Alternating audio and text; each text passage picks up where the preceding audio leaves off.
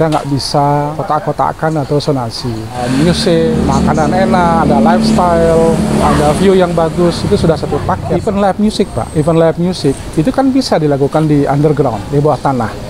Kalau memang volume suaranya melebihi standar kekerasan. Dengan daerah Canggu yang lebih ke natural, lebih ke greeny, akan memberikan suasana yang berbeda. Jadi Bali itu tidak bisa kita sectionkan daerah-daerahnya yang mana orang-orang itu perlu sesuatu yang lebih ke area hijau. Jadi tidak dengan traffic, di mana daerahnya itu bisa kita lihat sangat damai, peaceful. Memang pariwisata ini banyak memberikan tantangan, harapan maupun kegagalan. Ini memang membutuhkan suatu perencanaan yang matang dan harus difikirkan oleh orang-orang yang memang berkualitas untuk hal itu. Bukannya saya meninggikan perencanaan, katakanlah seperti di Jalan Ngurah Rai di Buleleng, Singaraja. Itu direncanakan oleh Belanda sedemikian rupa sehingga jalannya lebar, rumah-rumahnya juga dibuat sedemikian rupa, kebunnya itu 2/3, hanya menuntut kalau kita mau hidup kita berkualitas, ya mulailah dari infrastruktur yang berkualitas dulu, kan begitu ya. Baru nanti kalau infrastrukturnya berkualitas, bangunannya berkualitas, tentu pendidikannya berkualitas, manusianya menjadi berkualitas, sehingga lagi-lagi kembali kepada pariwisatanya juga berkualitas. Tidak ada ego sektoral. Nah ini juga penting sekali, sebab kadang-kadang kegagalan suatu pembangunan itu dikarenakan oleh adanya ego sektoral yang berlebih.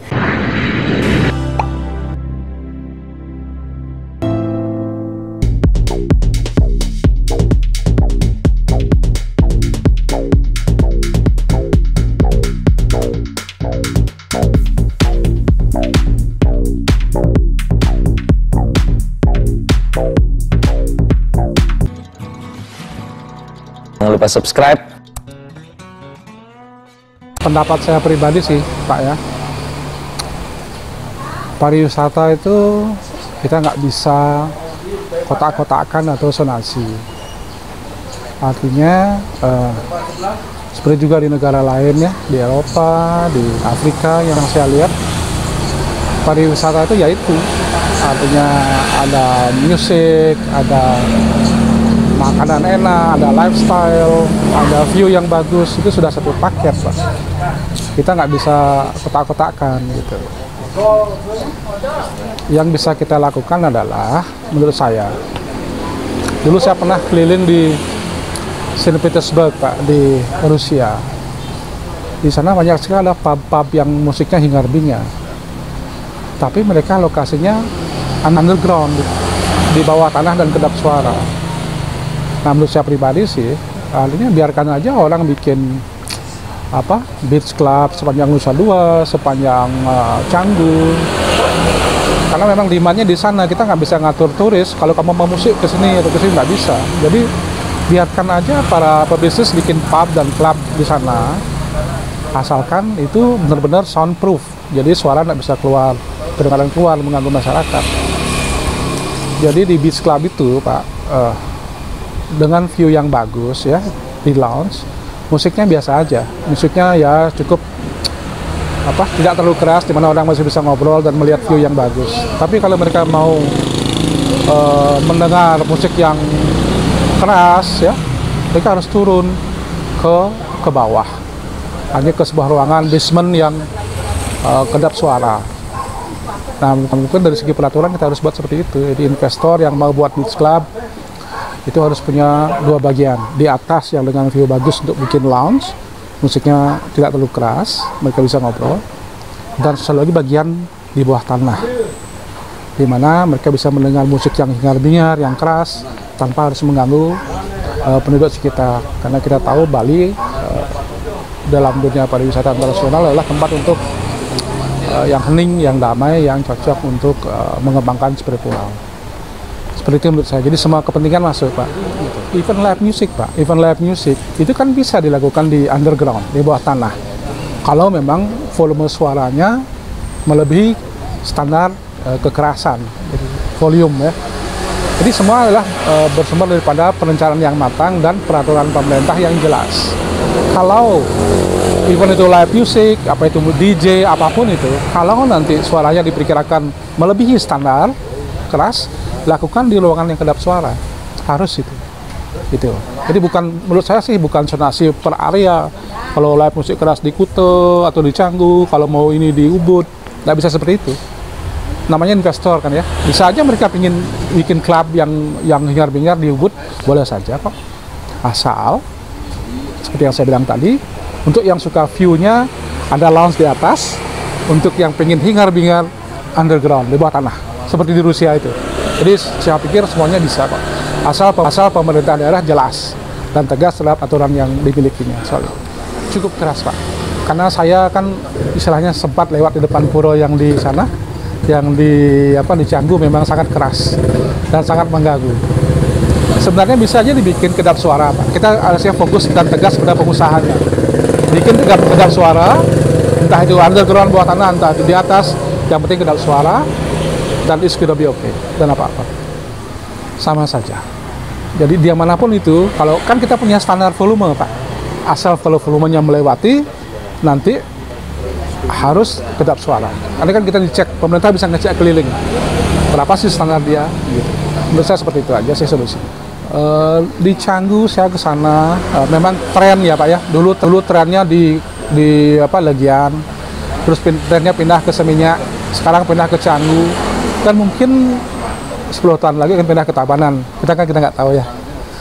Itu tren, artinya tamu mengikuti tren ya. Cuman yang penting peraturan pemerintah harus jelas, harus tegas, dan harus ada inspeksi ke tempat-tempat itu.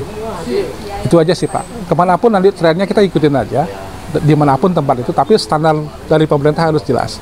Jangan mengganggu harmoni masyarakat Bali dengan spiritualitasnya. Itu menurut saya. Jangan lupa subscribe. Kalau dari persepsi saya nih yang di Bali sendiri, memang kan kalau Kuta itu sudah terkenal di mana-mana dengan suara yang hingar-bingar, dengan kondisi yang sangat ramai, padat. Di live situation dari malam itu hanya ada di Kuta. Kalau kita bandingkan dengan daerah Canggu yang lebih ke natural, lebih ke greeny, itu saya rasa cukup akan memberikan suasana yang berbeda. Jadi Bali itu tidak bisa kita sectionkan daerah-daerahnya yang mana orang-orang itu perlu sesuatu yang lebih ke area hijau. Jadi tidak dengan traffic, di mana daerahnya itu bisa kita lihat sangat damai, peaceful. Mungkin yang saya bisa ambil dari daerah Canggu adalah live music sebagai background yang sangat slow. Jadi sesuai dengan daerah yang hijau sebagai latarnya, itu musik bisa ke akustik, tidak yang seperti daerah Kuta sendiri. Membalikkan geografi dari Canggu sendiri itu saya rasa bisa menjadi suatu daya tarik tersendiri daripada turis kita yang ada di Bali, terutama internasional. Itu sih sebenarnya pasar. Bisa jadi berubah Pak, karena kan semakin banyak nanti mereka membuka peluang untuk usaha seperti yang kita bahas tadi, seorang beach club, itu akan otomatis menggeser semua hal yang berhubungan dengan area green itu sendiri. Seperti yang kita lihat, akses dari Canggu kan sangat sedikit Pak, jalannya sangat sempit. Nah kalau itu kita boost sebagai area dominasi beach club, betapa traffic dan betapa lamanya kita akan bisa mengakses daerah hijau yang kita inginkan.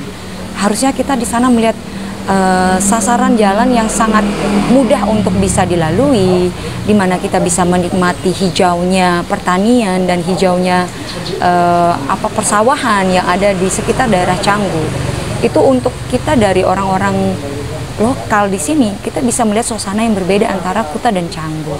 Jadi harusnya landscaping dari Canggu sendiri itu bisa lebih ke era-era dulu. Jadi kita bisa refresh dari kita balik lagi ke Canggu, di mana mungkin pengadaan dari bisnisnya sendiri kita bisa mulai dari semi fine dining atau lokal restoran yang kita bisa boost dari masyarakat di Canggu itu sendiri. Iya, betul sekali Pak Sam, karena itu pun juga sudah terjadi semestinya.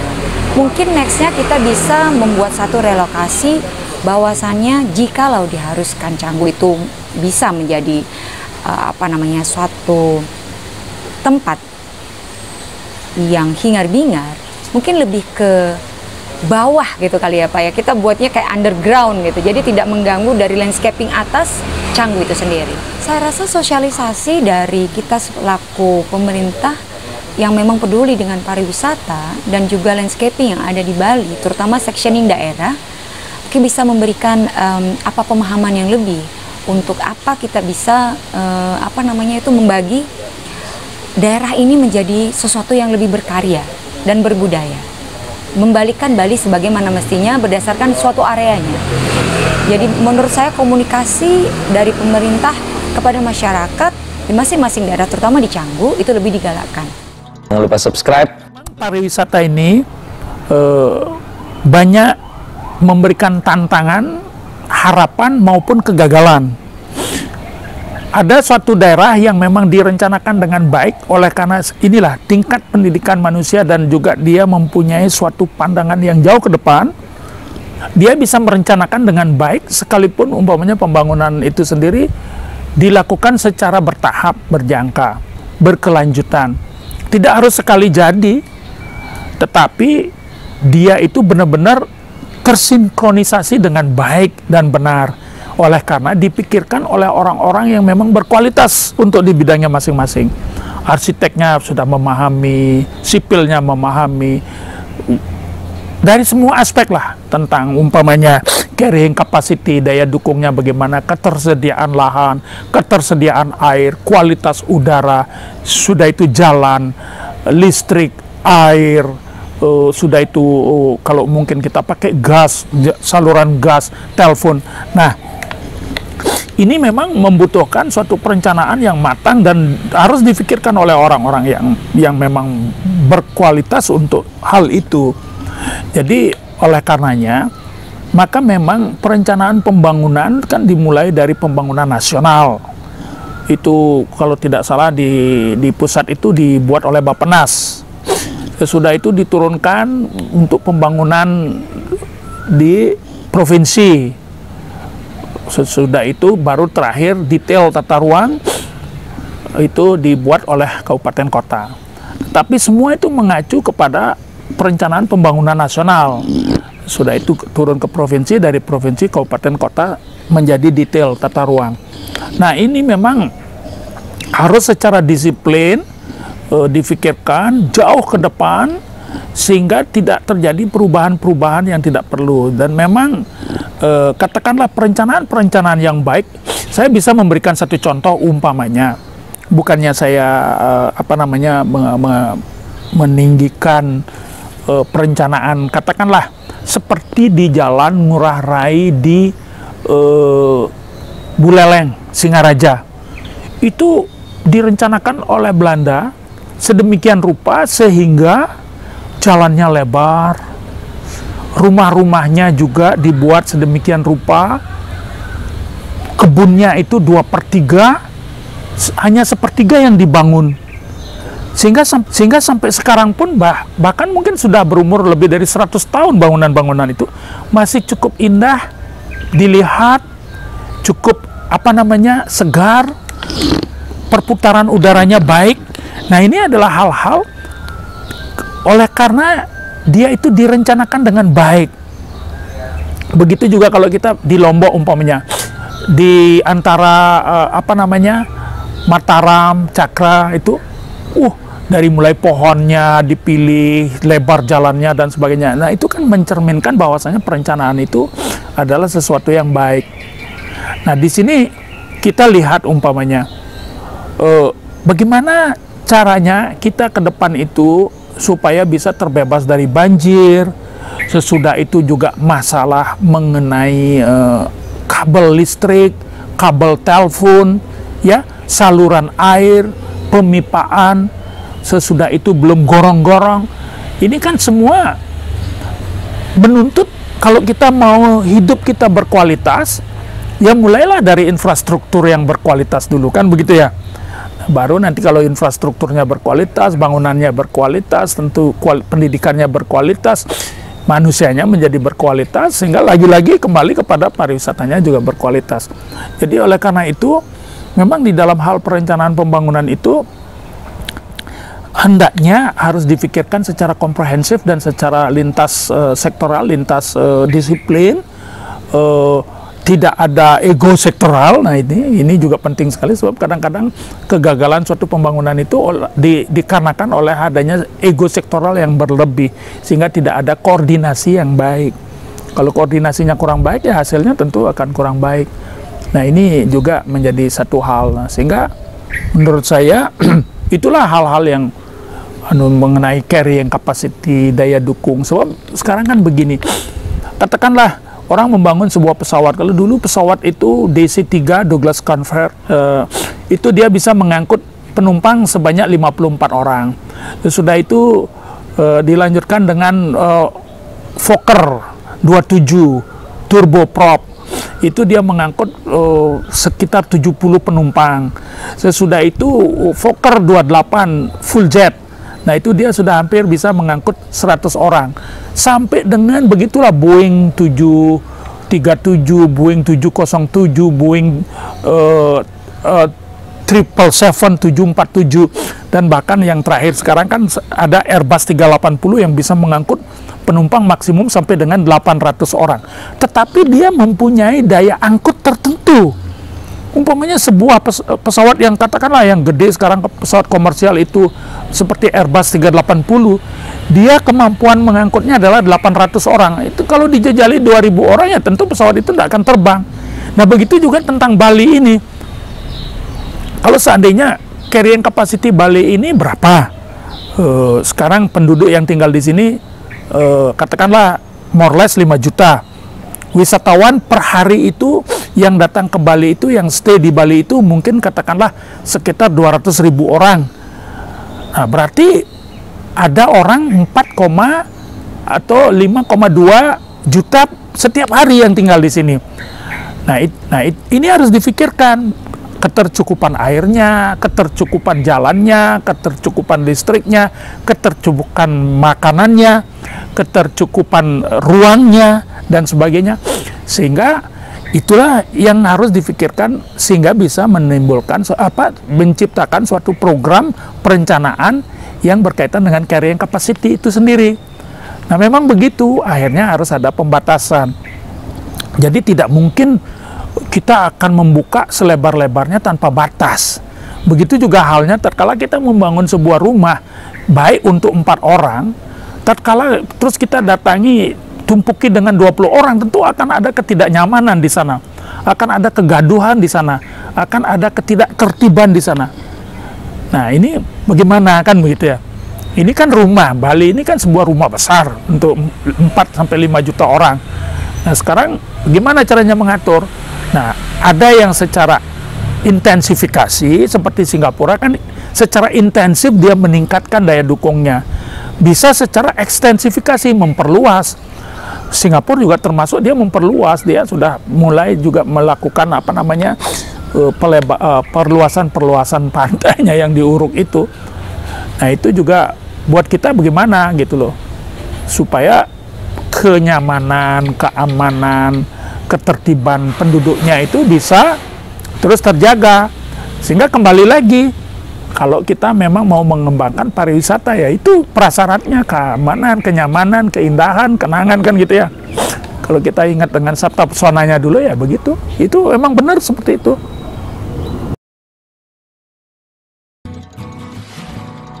Jangan lupa subscribe,